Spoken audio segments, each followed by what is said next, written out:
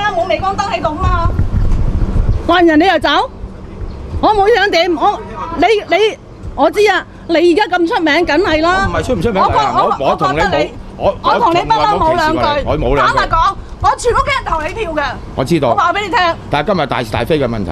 就係知大是大非，政見唔啱唔緊要，點解要攞一個人格？你諗下我會唔會真係就佢先得㗎，阿哥？你真係唔信我人格啦？出聲啊，係。你唔信我人格，咁仲有乜好講嘅？係，我今日就係唔信你。如果因為一句説話，你當我人格係垃圾嘅，咁我就當我人格係垃圾，得冇問題。冇問題。我已經如果你咁樣講，我已經立咗心腸。如果我因為一句説話，如果所有以前同我合作過嘅人戰友，即刻話我係垃圾嘅，都唔係你朋友，話俾你聽。你可以話唔係我朋友。當然啦，我哋點樣芝麻綠豆，當然會做到朋友啦。我唔係你冇咁樣講。你覺得你自己係冇錯嘅，你咁樣鬧佢個老人家係冇錯嘅。我已經認咗啦。我話第一，我唔係有心就佢。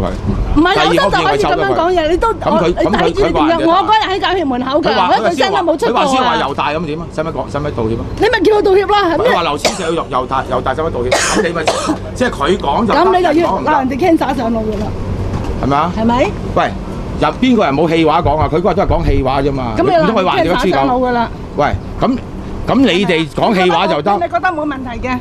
你覺得冇問題嘅？我同施浩華都唔信呢啲嘢嘅，所以佢亦都話唔使我道歉。你知佢唔信啊？我點知佢信？我點知佢信唔信啊？佢信蛇蘇啊嘛。係咪你覺得冇問題嘅？係啦，如果佢呢個就係長毛。如果佢自己講嘢實話人就得，咁我點解佢已經話咗唔使道歉添啦？喂，我而家俾你覺得咁樣講有冇問題？佢8個民主黨嘅人不問情由已經。如果咁樣講，你自己都有問題啦！你夾硬嘅，咁入建制啊，咁入政制，我係有問題，我一定有問題。立法會根本唔應該選啦，不嬲都唔係一個公平嘅議會啦，有間選。唔係，有個人左邊。嗱呢個你夾硬問啫嘛？你要就講啊！你要咁樣政制啊！我已經講咗㗎啦，我已經講咗㗎。